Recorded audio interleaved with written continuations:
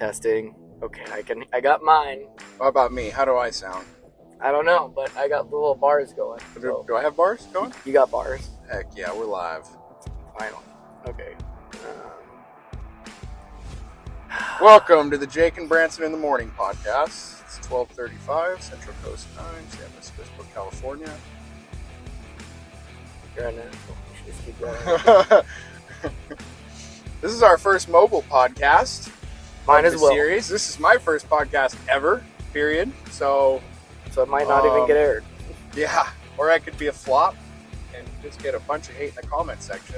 I don't know if there is a comment section. I was just telling Jake these would be so much better. Don't mind that noise, guys.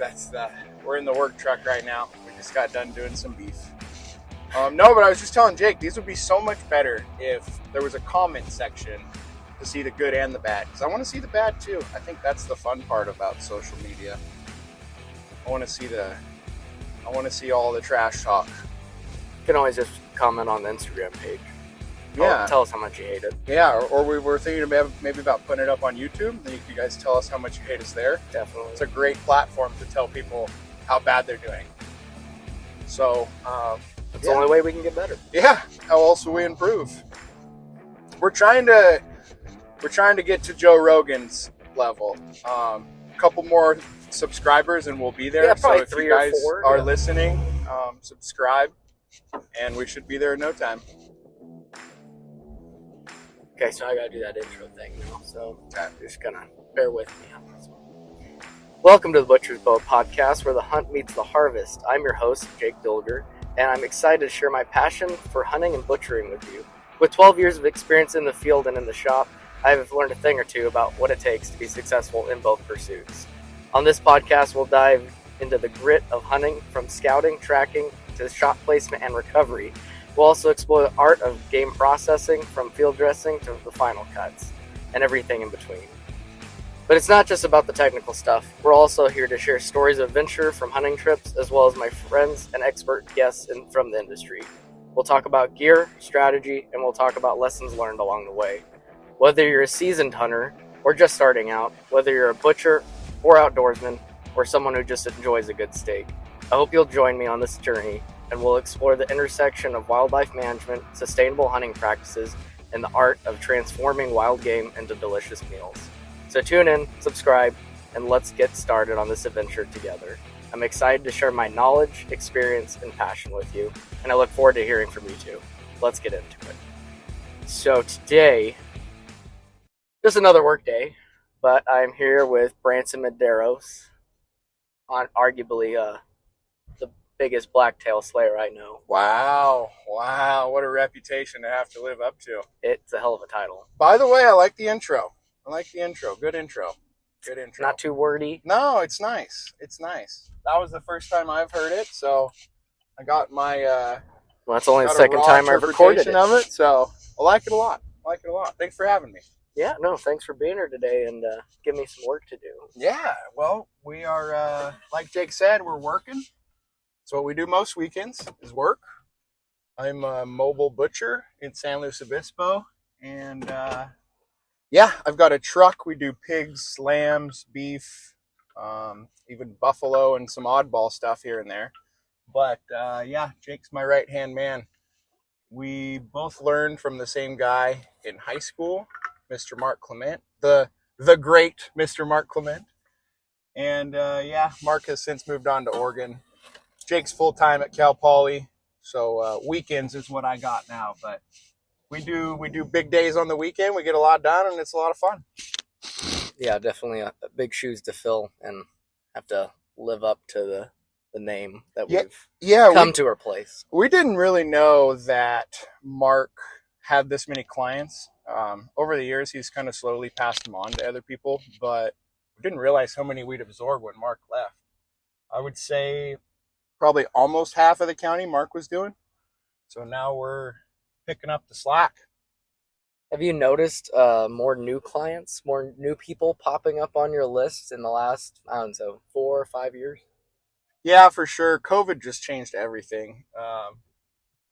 We used to have, it seemed like you used to do the same clients every year. be like, your backyard beef, a couple pigs here and there, but repeat clients. And then once COVID happened, it went crazy. We started having a lot of people scared about the meat industry and just buying stuff, period. So people started raising their own stuff in their backyard, which is perfect for us because, that's what we specialize in, is custom slaughtering. So we started getting a lot of people that kind of got scared by the pandemic. And then I think what happened was they learned that they liked it, and cost-wise really wasn't much more, product-wise much better, and they stuck with it.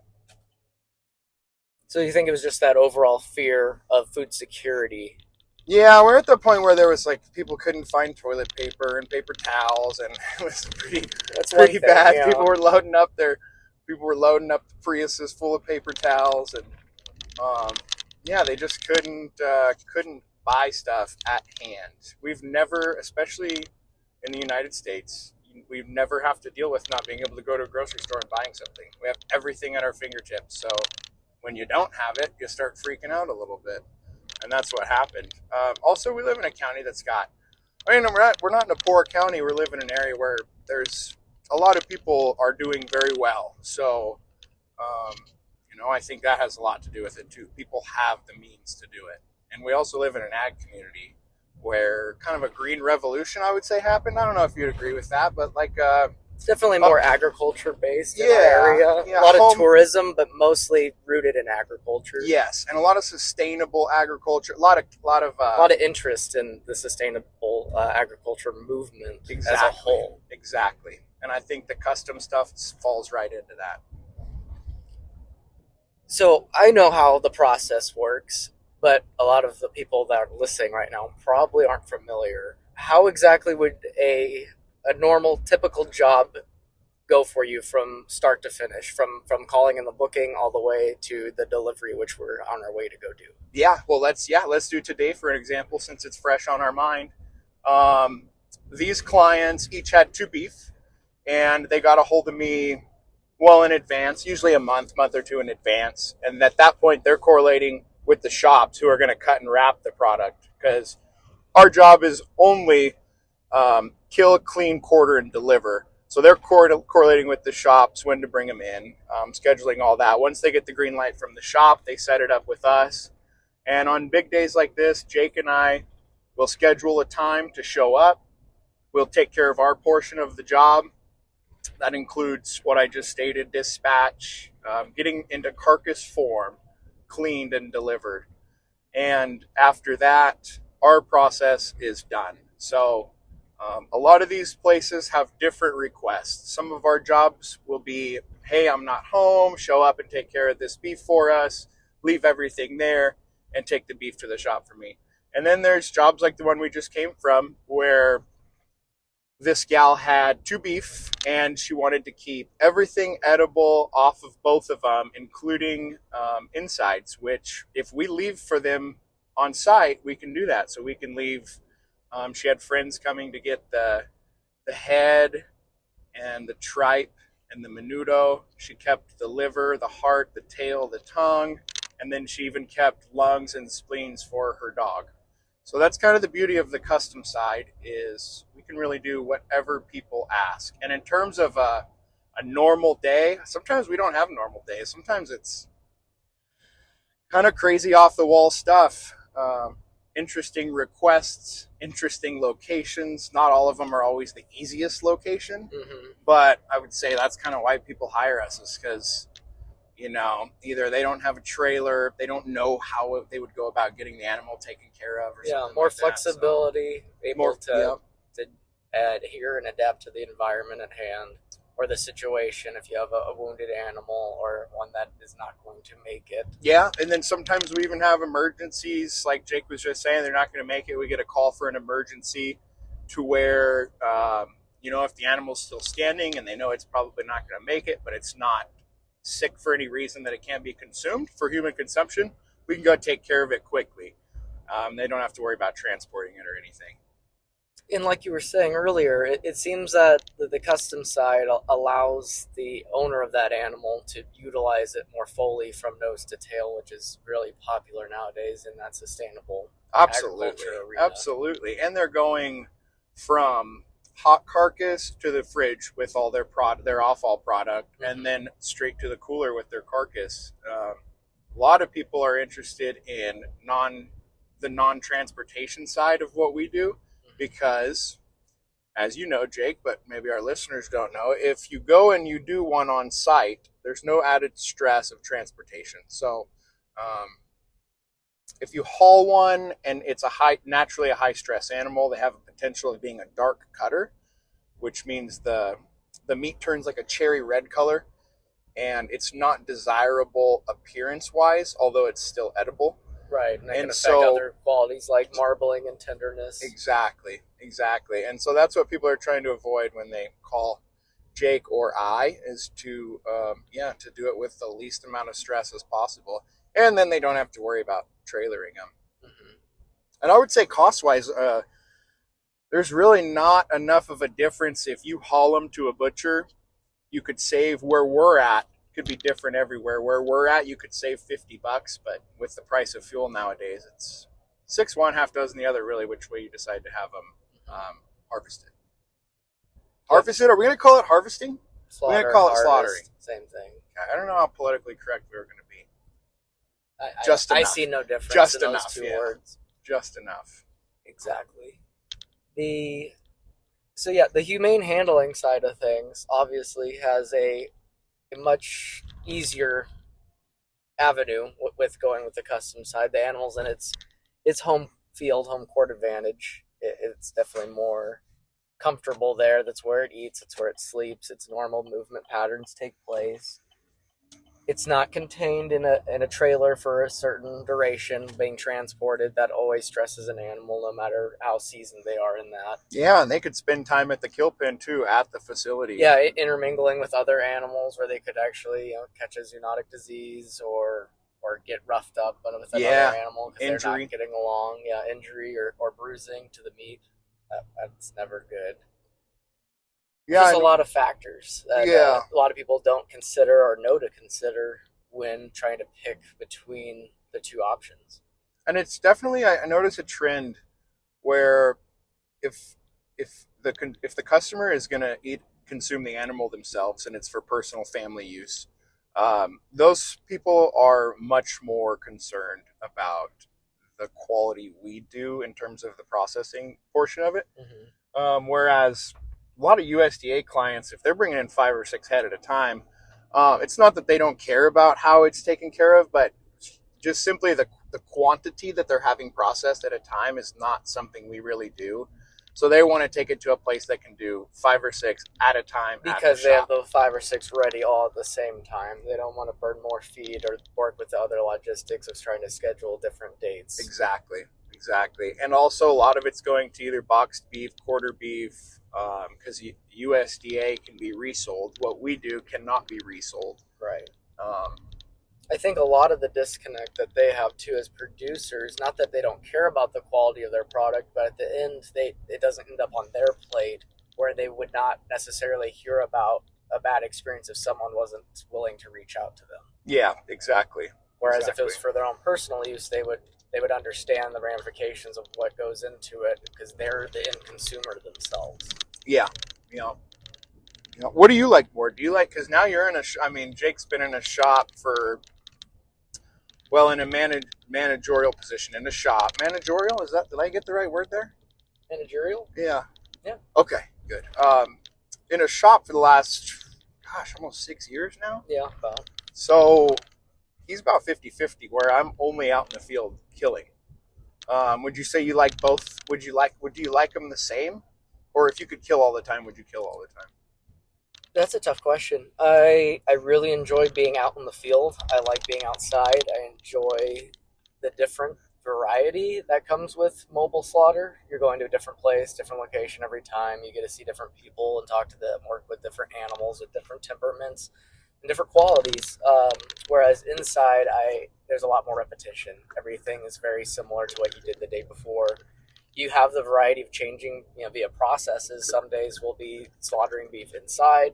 Other days we'll be fabricating cuts. Another day we'll be making a value-added product like summer sausage or a smoked sausage. So there's the variation there. I do enjoy the different facets of butchery, and that I can get better in each of those processes itself. It gives me time to focus and actually learn more about each of those processes. Whereas with slaughter, I think it's a good avenue to kind of decompress because I know the role. I can fill that role easily, and I can kind of shut my brain off. Yeah, and what we do is so free too. I mean, there's besides having a client every once in a while stand there and watch us the whole time, which we don't really mind at all. Mm-hmm. Yeah, it's especially so free. When they're interested. Yeah, that's true. If you have a client that's asking good questions and they're interested and they want to know stuff, we love sharing that information because we kind of nerd out on that stuff too. It's the same way with teaching a class. If you have students that are interested and engaged with the material, it's a lot more enjoyable as a teacher than just being a demonstration for people that really don't want to be there. Yeah, and the best is when this happens to us all the time too. When there's kids there, and there's young kids there that are old enough to kind of know what's going on, and or maybe they were raised on a ranch, or they have an uncle or a grandpa who hunted or something. And the kids are the best. They have the best questions. They just say the most off the wall things. It's no filter. They say the most off the wall stuff. They're interested in the stuff that we like to talk about, because a lot of kids nowadays don't get to see either because it's behind closed doors and no one asks the question of where my food came from. Yeah, exactly. We always say it's the best biology class they'll ever take.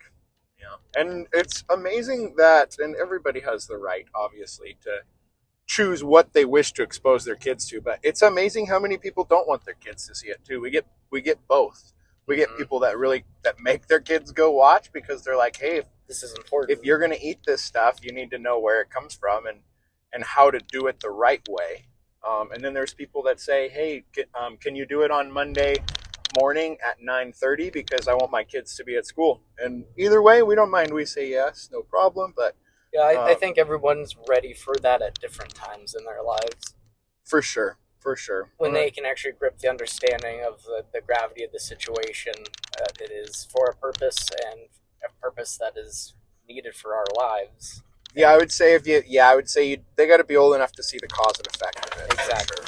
Sure. There goes our beef racks again, just shifting. Yeah, windy road. A lot of traffic. We work out of a Chevy Silverado, like a rock. 3/4 ton, 4-door Chevy with specifically designed slaughter rack on it. So our ag teacher, Mr. Clement, Mark, the guy that taught us how to do it, in the 80s had his shop class build him one. And if you can imagine an H-frame boom, I don't know really, there's not really another industry truck you could compare it to. It's almost like a super overbuilt ladder rack that extends. Yeah, if you can imagine a ladder rack of a standard work truck, and then you just added another top rack to it that was extended out the back, up and out the back of the truck via hydraulics.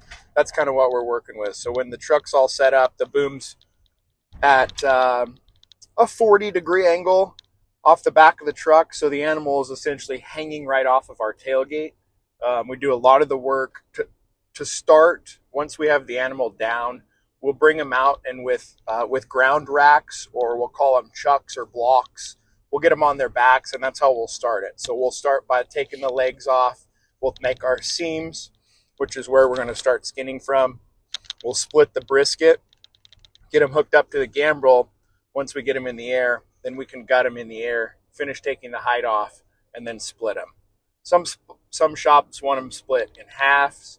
Some shops want them split in half and then quartered. And that's just determined based on the height of the facility. So the rail height for the receiving and how they're going to store them. That's right, rail height. Yeah. So where we're going right now, which we're going to take a little intermittent break from the podcast to deliver these two beef we have in the bed of the truck. He's got high rails, and this is a newer shop that was just built. State-of-the-art facility, state inspected, and high rails. So he takes them in halves. Every other shop in our county takes them in quarters because they're older shops, and unless it was a horse processing facility, really nobody had high rails. Not really, unless they put some serious money into it. At Poly, you have high rails. Yes, Poly's high rail as well. And the only benefit to hanging in half, besides just space efficiency of square footage usage, Yeah. Not quartering them until the day you cut them, you do save probably a steak, but not much. You're not going to be trimming as much between the two because you're cutting them fresh. The New York strip and the ribeye side? Yeah, where they meet. But so it's real marginal, but I do like the efficiency of hanging in half just for the sake of, one, you have less pieces to keep track of, so they're not going to get switched around on rails. Yeah, that's true. And then also you can hang more beef in the same area square foot. Yeah. So that has been really convenient and efficient. That's about it, right? I mean, I can't really think of any other Pretty reason much. you'd want to hang Yeah, in halves. if you go to quarter them, you're just making more surface area with that cut where you break between the 12th, 13th for mold growth to happen. Yeah. That's now, about when you it. break, Age. when you break them, are you going to quarter them before you start to work them in the shop? Yeah, so typically what I'll do is I'll break a 4/4 off, and then I'll work on just that 4/4, and then move to the hind quarter later on. I actually let a hind quarter hang another week. And how do you guys make that transition? You're able to get a butcher block table underneath the front quarter, and then you Gotcha. break it down onto that. Gotcha. And then the hind quarter can come down with a rail assist. And you said you hang the hind quarter another week. Why would you do that? The only reason we do that is for our class schedule. 1 week we'll have a laboratory section focusing on 4/4 fabrication, and then the following week the next lab section will be hind quarter fabrication. Understood. So if we're not doing it for a lab, we're just doing it for normal production or employee training, we could do the same, do an entire half beef in 1 day. How many labs you guys end up doing a week? So we have, let's see, I got 2 on Tuesday, 1 Wednesday, Oh, wow. and 2 on Thursday. Yeah, so 5. Oh, so you lab could have sections.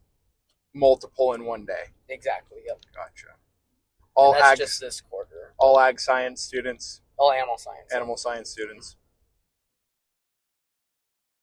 Yeah, but that's the only reason we divvy up the front and hind quarter sections into different weeks is just for class schedules. If Yeah. I was to do it for normal production, we would just continue from the front quarter, then go to the hind quarter, immediately do one half, then the other. Yeah, no benefit in terms of quality or No. process or anything. Not at all. And Cal Poly, for our listeners, Cal Poly is largely educational facility. So as they do have a retail store, it's not their focus. Their retail store is not their focus. They are happy and thrilled to sell product to local customers who just want to come in and buy stuff. Mhm. But really, I don't want to speak for Jake here, but it's really largely educational, right? Yes, it's an educational facility, and the sales of our products are just a byproduct of that educational process. Gotcha. It's basically just the end to a different means. And you know what? This is off topic, but I got to get something off my chest. The washboard roads that we run into in our job Terrible. is just off the hook. I mean, we can't even get a podcast recorded. No, because not of even. these washboarded I think you need roads. an alignment. Yeah, I know. It's getting bad, and it's we always joke we should charge more for the washboarded roads, but we're at the meat shop right now, so we can't really hit this guy for much. But yeah, we are going to. What do you think, Jake? Should we take a little break and get these beef off and fire back up on the way back to town? Yeah, let's get this beef in the cooler, get them chilled down, and then we can start the pod back up. Awesome. And with the power of editing, we are back. Wow, we never left. Never really. It was only just a fraction of a second. Yeah. So we got some beef unloaded and talked to Garrett for a while. It's always fun talking to Garrett. We love Garrett. Yeah. Garrett Roth, that is. Ranchita Meat Company. Yeah. What takeaways do we have from that? Beef or cold? Beef or cold, beer's cold. Beer's cold. Yeah. Yeah, just making sure we do everything the right way so that we don't mess up someone's product down the road. Yeah, he wasn't there at first, so we were kind of on our own unloading. And how all these unloads go is there's usually a winch to a rail outdoors that you can get them out of the truck and get them onto a rail. In this situation, into a hanging room, you would say, non-chilled hanging room for a wash, lactic acid dip, and then a drip, and then from there into the cooler. And that's the that's the end of our job for the day. That's when we're done. Yeah, signed, sealed, delivered. Yeah. So I didn't mean to kind of paint you into a corner or into a box earlier, because you do a lot of things.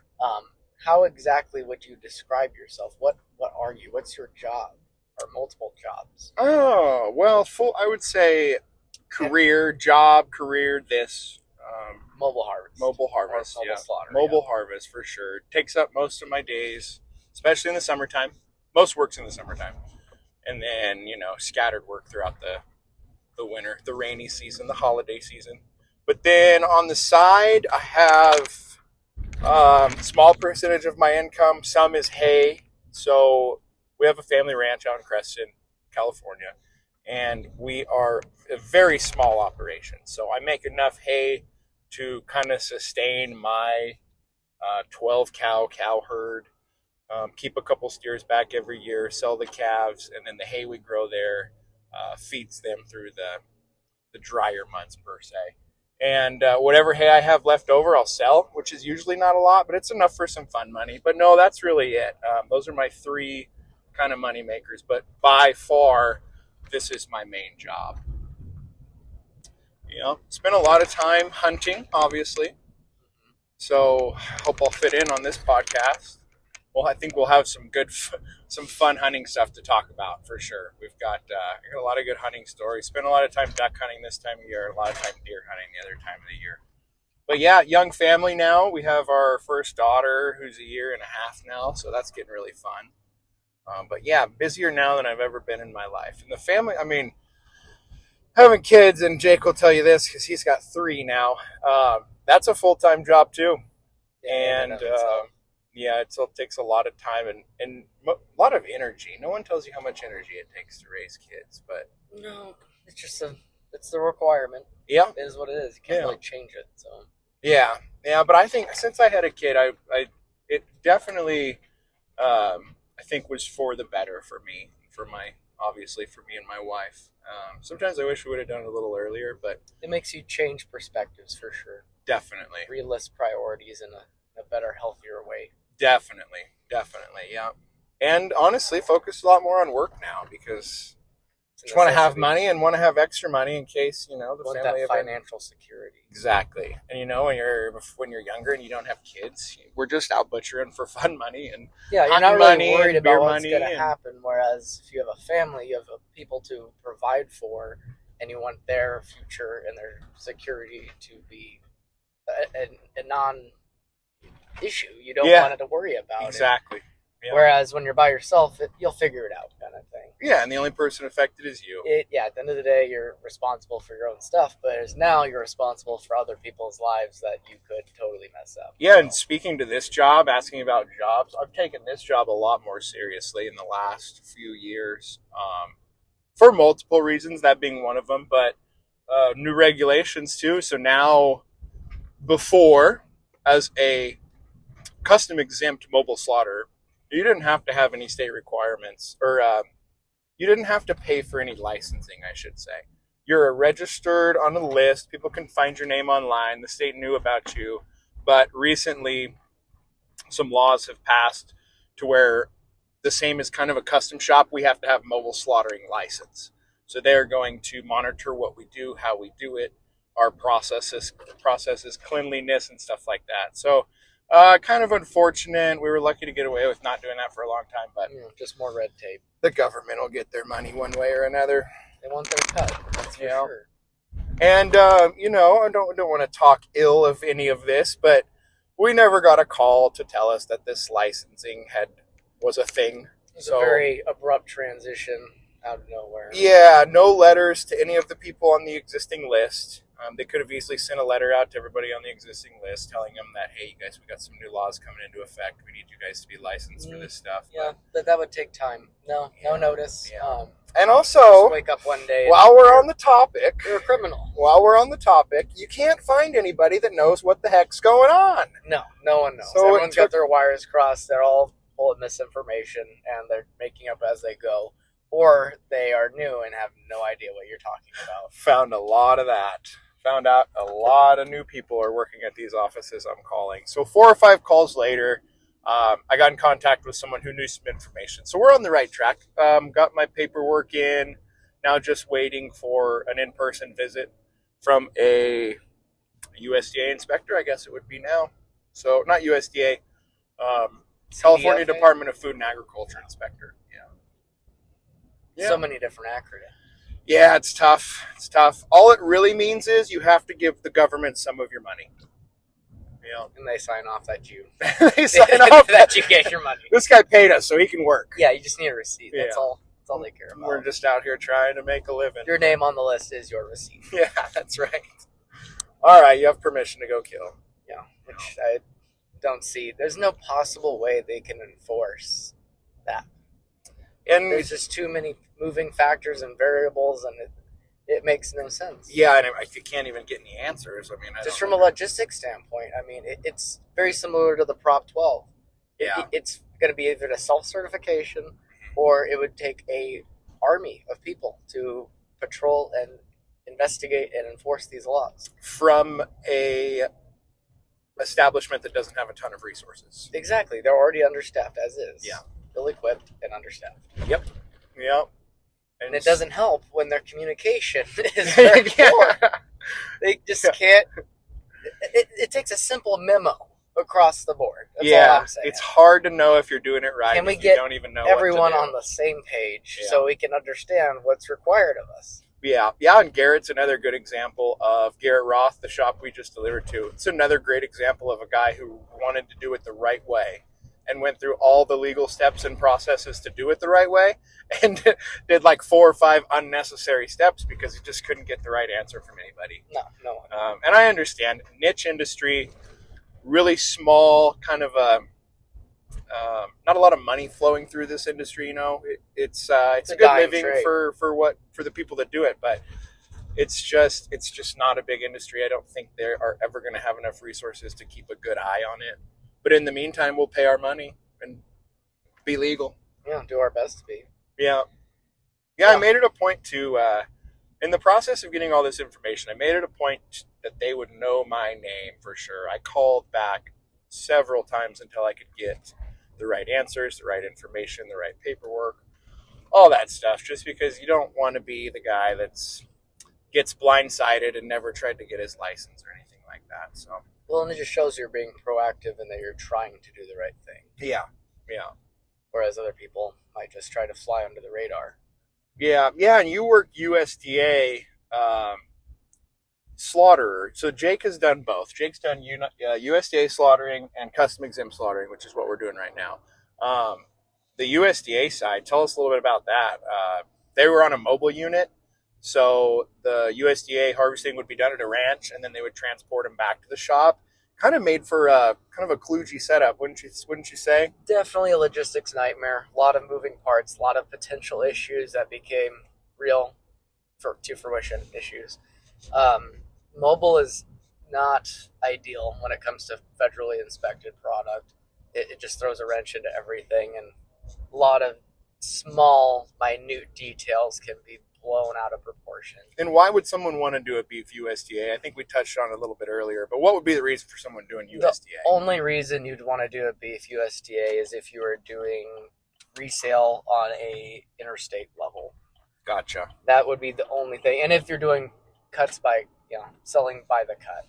Yeah, So or if you box had, beef. Yeah, or... if you had a box beef program online where you wanted to ship anywhere in the United States, then you would need to do USDA. Same goes for any other species or value-added product, being smoked product, cooked, shelf-stable, non-shelf-stable, all those things. So bacon, ham, smoked sausage, any of those further processed products, you would need federally inspected to sell on an interstate commerce level. And then what about our average client that wants to sell a quarter beef to his cousin live?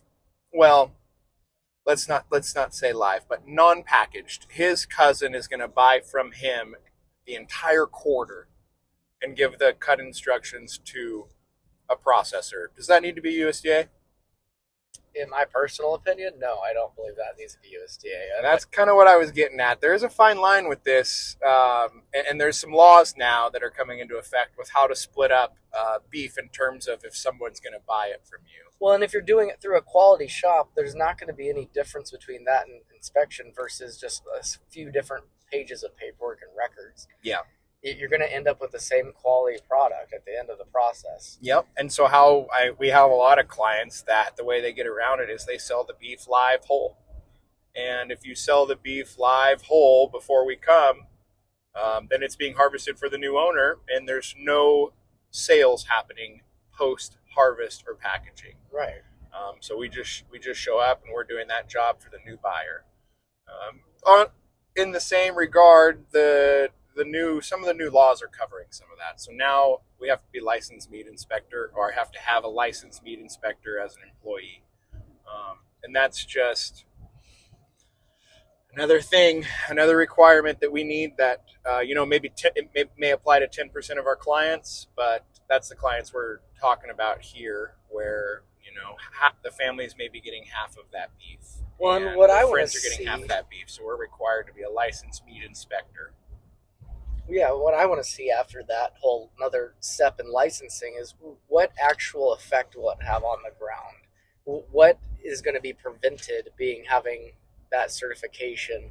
Are we going to see a drastic, change in what is the licensed meat inspector supposed to do if they didn't deem that animal viable for human consumption? Yeah, that's a good question. And as I go through this process, we'll be able to kind of update our listeners on the new rules. The licensed meat inspector one is brand new for us. So that's a good question. Am I supposed to condemn them? And at what point am I supposed to condemn them? What's contamination? Is it going to be the same standards as USDA? Well, and at that point too, because I've had experience with both, I have told customers, hey, I would not eat this liver. It looks like it has some kind of infection or parasite in it. Let's discard it. It's all at our own discretion, Yeah. or at the owner's discretion, honestly.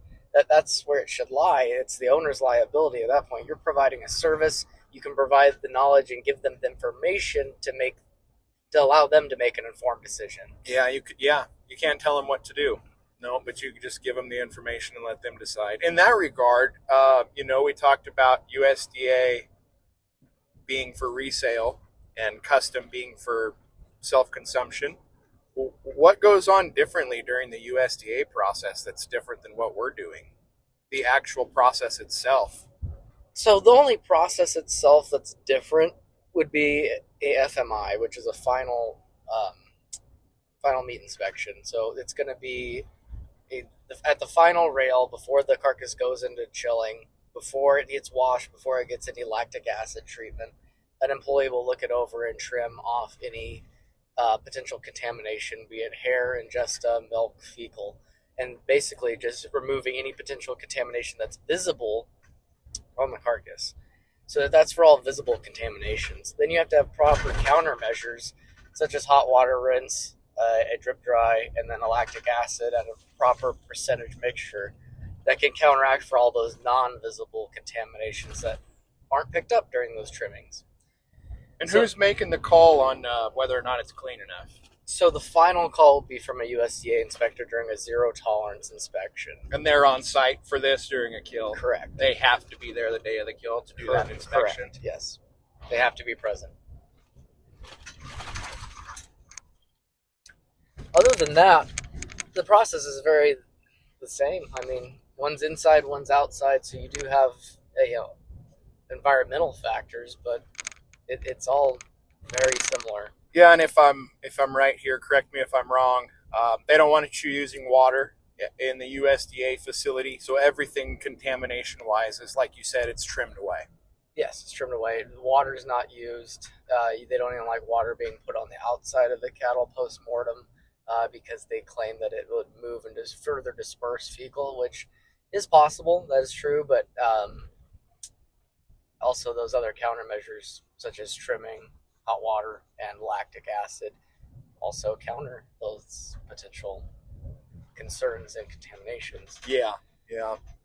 So as long as you're doing your best to keep the animal clean and then taking proper countermeasures, you're going to end up with the same quality product at the end. It's just how you implement those countermeasures and what determines your final quality of food safety for your product.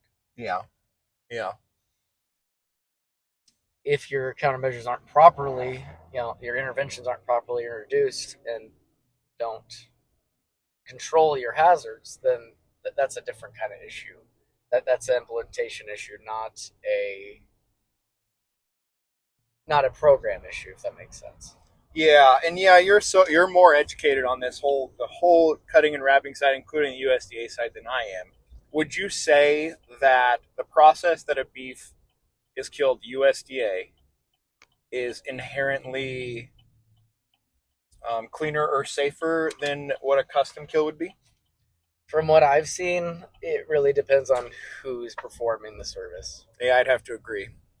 You could have someone that is USDA that just doesn't care and performs a poor quality And in the same service. light, you could have someone who's custom who's dirty.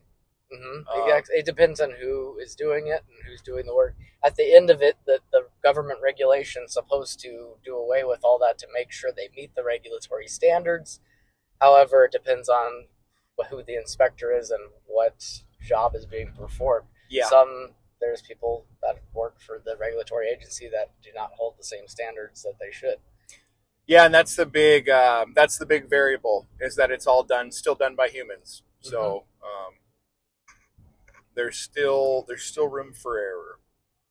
But luckily, in the meat industry, contamination, especially long term, is so few and far between, really. Well, there's so many different steps that are put into place to control these possible hazards. It's very redundant.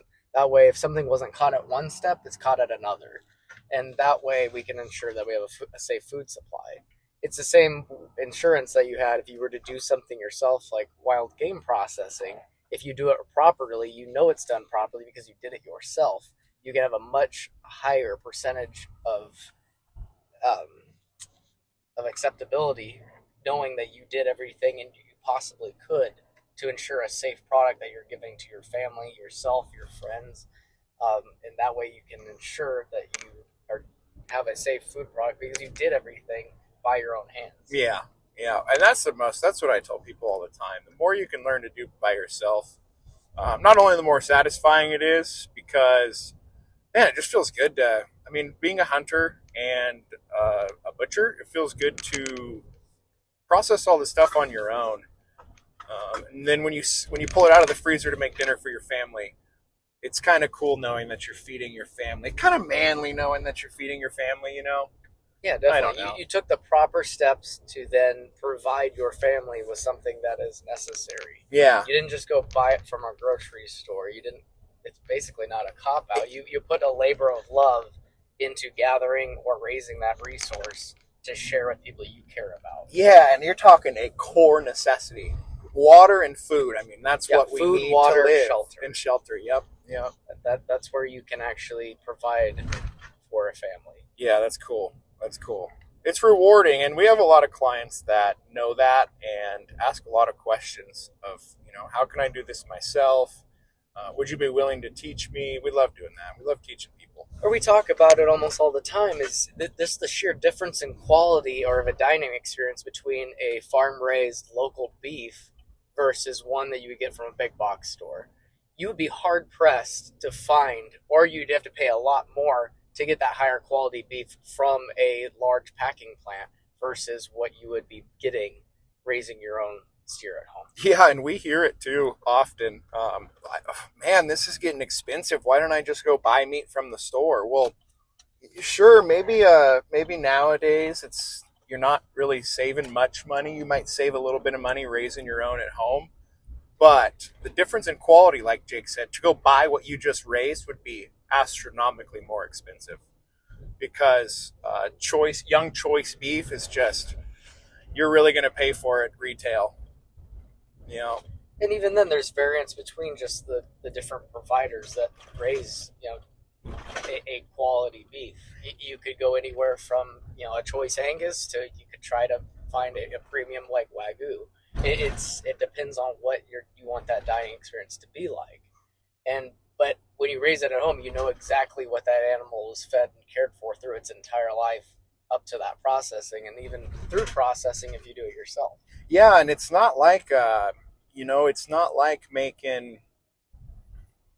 It's not like a corporation that's going to be making beef. It's not like a corporation making candy or making chips or making. Their processes are so set that nothing can go wrong during the process of creation. But when you're talking about a live animal with feed rations, antibiotics, if applicable, conditions, dewormer, all this stuff that goes into it, there's so many variables. The end product can be often so different. Yeah. Right, yeah, just getting that consistency is a huge challenge. But if you raise 2 steers a year, you're going to be fairly consistent. Yeah, and most importantly, just know what they're eating, know what they're getting. We're going to take a quick break here to use the gas station and then come back. And I think probably running out of time, but I got a couple questions for you, Jake. All right. And we're back. Yep. That was my fault. My inventory was low. Yep. To stock up on my Zins. It is Sunday, so yeah. Football Sunday too. What's your preferred method of take? If you had a haltered steer, would you prefer to use long rifle open sight, long rifle with a scope, or a bolt gun? So the steer's halter broke. Yeah, that's what you're tame enough. Tame enough that you have the option to use a bolt gun, whether it be. Am I on my own, or do I have someone else? You have help, but you're the shooter. You're responsible for a humane shot. If it's haltered and the steer, is it calm temperament? What are we talking? Calm temperament. I go captive bolt on that one. I think so too. Yeah, up close and personal. I'm a short guy. It'd be hard for me to get a long rifle up at that angle, unless I did like a side shot or something like that. Definitely want to be got that short radius on the captive bolt would be helpful there. Yeah, and the captive's nice just because if you can get contact on the head, you know where the shot's going. Mm-hmm. And then what about a waspy one? What about a crazy steer running circles in the pin? Open sight or how far are we scoped talking? Rifle? 25 yards. It's about average for us, I would say. 20 yards is a good average shot for us. Yeah, I'd go open sight on that one. Gotcha. Yeah. And then the full field of view on everything. Yeah, I'd agree. And then older cattle. Would you prefer, now when we go into older cattle, we always step up to a 30-30 or a 308. Yeah, some 30 caliber round. Something, that's just what Jake and I have, 30-30, 308. Any caliber above probably a 243 is going to do it. Definitely. In terms of velocity and projectile size. So how old are we talking? Over 5 years? Yeah, we're talking old, those old 8-year-old, 10-year-old cows that we're doing. Or a buffalo. Or a buffalo. Could often be in a bigger pin, but let's just say 25 yards like we're taking our normal shot. So no problem with the 308. But my preferred, if I had a choice, if I could pick anything off the rack, I would have to go 30-30 lever action. Open sight or scope? Open sight. Gotcha. Is that we know Mark has that gun. That is my preferred. Is that, would you say, since you've had it and tried it and know it, that's the one you're going to pick up? Yep, that's the one I enjoy the most. Gotcha. See, on the other side, I think I'm going scoped. But I just think it's what you know. So when I started with Mark, I would always shoot the open sights. But then when I started on my own, the only gun I had was my scoped 22 mag with a 3x9 on it. I learned to use that, and now I don't think I'll go back. But Jake made a suggestion the other day that I think would be the perfect slaughter gun, which would be a bolt action 22 mag with a 1x6 optic. And that way, because often these steers are very, very close, and with a 3-power optic, it really fills up the scope with forehead of the beef. So I think a 1x6 would be the way to get around that. But I still like the scope just for the range, because every once in a while we got a 40-yard beef, and a 22 mag still has plenty of velocity for a 40-yard beef. But I don't know. I think just because I've got used to the scope. I think that's the difference. Well, my whole school of thought on it is I just like to see and survey the entire area, the entire situation, what's happening. If you got people moving around, if you want to make sure you have a clear backstop around the animal. If you have other animals in the pen, you want to see where their movement is so you're not engaging them by accident. I like having a full open field of view. And that's only when we're up close and personal with these animals. Obviously, if we're hunting, then you're going to want a scoped rifle because we're shooting at distance, long range, precision. And when Jake says hunting, that's what we call it when we have an animal that is actively running from us. Yeah, so, out of containment in a large paddock or pasture. We always recommend to our clients to have them contained in a small enough area that we can dispatch of them humanely. That's not always the case, and some of our clients either don't take it seriously and or don't have the option or want to work for the option. So we end up having to do these bigger field kills where sometimes they're up on a hill or they're in the corner of the pasture, and we end up hunting is what we call it. And yeah, the scope makes all the difference on those. But even similar to hunting wild game, I mean, with a bow, I like a clear field of view with my scope. I like that single or double pin, maybe triple max. I don't know. People do 5-7 pin setups. It's just too cluttered for me. I like having that full field of view. Yeah, you've always been a 1-2 pin guy ever since you started shooting the bows. I just like being able to see what's going on, so I know where I can more effectively put shot placement. There's less likelihood of trying to, forgetting where you're holding and making a improper shot. I will say the times that I've made poor shots on deer or missed deer, it's because there was a lot of pins there and I just chose the wrong one. In my mind, I thought I was choosing the right yardage pin, but there was so much going on, I just chose the wrong one. So I see that. And from other people too, I've heard that just time and time again. So I think that's instilled a fear with me that I'm going to accidentally hold the wrong pin and make a non-fatal shot on animal. Yep, and so that's the worst. That fear is putting this in me that I need to make that clean shot. I need simplicity. I need a clear field of view. I need one aiming point. That's what I need to make it a successful shot. And are you ranging and sliding your slider? So almost all the time, but every now and then I do practice my holds for a certain gap. So I'll range something at 35 yards, but I have my slider set to 50, and I'll use my subsequent pins above that and I'll judge the gap. Been trying to get better at that. Obviously, at work though, we don't range anything. No, There's never. No time. Nope, never. Not practical. Not at all. I mean, you could keep a rangefinder with you, and it would be pretty silly. Yeah, and that's kind of why we use a 22 mag. We always go up in caliber on what we're using. So if we have anything that's even on the edge of being old or being a bull or being, well, I don't know how you're on the edge of being a bull. You're a bull or you're not. If we think for any reason they might not go down with the mag, we're going to go to the 30-30. A little extra insurance, a little more grain weight, and more speed. Yes, exactly. And Mr. Mark Clement, the great Mr. Mark Clement, used to use a 22 long rifle for a long time for everything until he ran into 8 bulls in one day. And he said he emptied a whole box trying to get him down. Went to war. And that was the day that he switched to a 22 mag. So we learned from that. Yes, we had wiser before us. I don't want a day like that. No. I don't think anyone does. No, we keep a 22 long rifle, but it's to avoid over penetration on lambs. Especially if they're in a flock together, because you can easily over penetrate a lamb skull. And have some collateral damage. Never fun. Seen it, haven't done it, but I've seen it. Yep. Same. Wouldn't want to do it, but I saw it. Do my best to avoid that. Yeah. Learn by others' mistakes, right? That's right. Yeah, I miss Mark. Me too. We have to get him on one of these podcasts. Somehow, some way, if he comes to visit, I'll have to do that. It's going to be a long one. He'd be unhinged, man. Be a lot of edits. It'll be fine. I'll make it work. Well, cool. Right. I had fun. Yeah, me too. We got a lot more coming down the pipe too, I think. I'm sure there'll be others. We probably just almost did an hour, and I feel like we could talk for 4 or 5 more. So. Yeah, we're 55 minutes right now. Is that a pretty good podcast time? That's long. That's my longest. Hey man, setting records. Right off the bat. Right off the bat, setting the bar high. That's all you can do. Nice.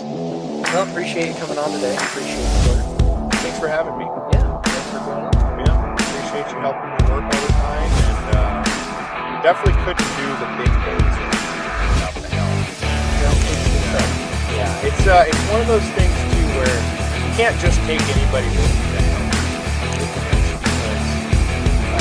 Because if you have to sit there and tell somebody what to do every step of the way, you're not going to get it done fast. You're going to go slower actually. And then on top of that, you throw in night work. Not only the that, percentage of people that can do night work is so low. Well, and they become a liability at that point. Yeah. Live rounds, sharp knives, heavy items. Yeah, and someone brand new just doesn't know. No, not at all. Yeah. Well, thanks for having me. Look forward to coming back. Look forward to doing this podcast. Yeah, I'm glad to have you back. We'll have a different episode and we'll talk about something like Yeah, we'll get to hear. Yeah, but get us we'll talk about some crazy stories that happened to you. Yeah, I'm looking forward to it. I'll start thinking about that with a memory bank because yeah, we got some good ones. On that note, all I have to say is sharpen your skills, elevate your game. Awesome.